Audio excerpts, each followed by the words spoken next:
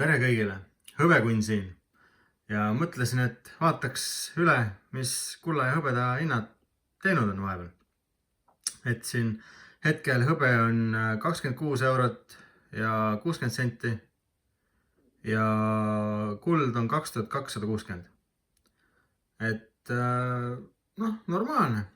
Arvestades seda, et kuld lõi siin mõned päevad tagasi jälle ajaloo rekordi, $2500 ületas, et ma arvan, et ta teeb seda veel ja veel. Hõbe siis käis meil siin 24 euro peal lausa ära, et see oli hea võimalus juurde soetada inimestel.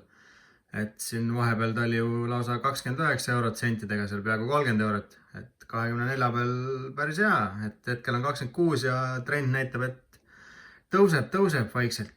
Aga millest ma teile täna rääkida tahtsin on see, et nüüd inimesed, kes näiteks ostsid omale seal, oletame lihtsalt selle 29 euro peal, kui oli maailmaturu hind, et ostsid seal omale neid münte näiteks. Muidugi nad ostsid veel kallimalt, sest nagu lisandub veel kõik need kulud, vaata, müüjad ja kõik tahavad kasumit saada, vaata. Et ühesõnaga ta ostsid omale mündi ja siis järsku 29-lt langeski 24 euro peale. Et kui võtta ainult see maailmaturu hind, see on juba 5 eurot ühe mündi pealt kahjumit, kuigi te maksite tegelikult paar eurot veel ekstra. Aga tuletage meelde omale, miks te üldse ostate seda? Te ei algusest peale, te ju ei ostnudki seda sellepärast, et mingi 5 eurot kasumit saada.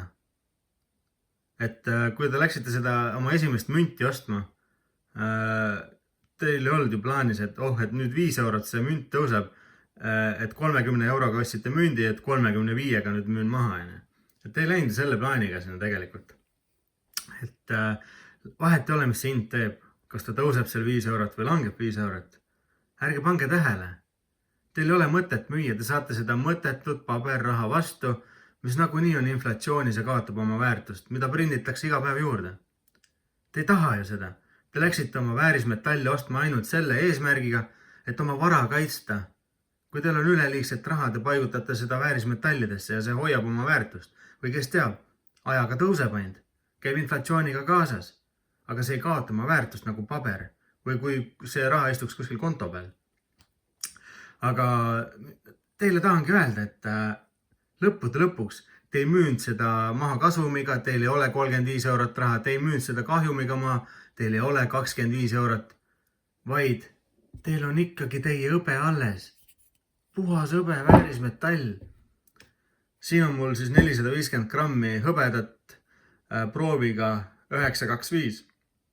Ehk siis 92,5 on siin hõbeda proov. Et ülejäänud on siis mingid muud metallid. Et ma olen siin tasapisi saanud igasuguseid ketikesi ja lusikaid või selliseid asju, mis on 925 prooviga. Ja lõpuks ulatasin üles ja siin on väike selline kangike, 450 grammi. Et see on ikkagi puhas raha. Pensionipõlveks.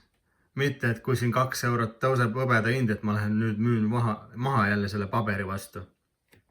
Et selle jaoks me tegelikult keegi või kogugi. Mis selle mõte on? Paar eurot jälle. Et see on teie vara. Nii kaua kui te ei müü, see on teil alles. Vahet ei ole, mis hind seal kõigub üles alla. Las ta kõigub. Ärge tundke ennast üldse puudutatuna. Et küll võib-olla seal sotsiaalmeedias ja igal pool inimesed räägivad, et nüüd on õige aeg müüa, nüüd on õige aeg osta. Keegi ei tea seda kunagi, kuna see õige aeg on. Kui teil on vaja müüa, siis te müüte ja nii lihtne ongi.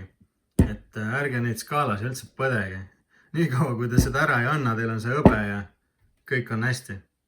Ühesõnaga, siin oli väike meeldetuletus teile ja siin oli hõbekunn. Subscribe'ige, likeige ja kommenteerige ja näeme juba tulevikus. Ole tublid. Tšau!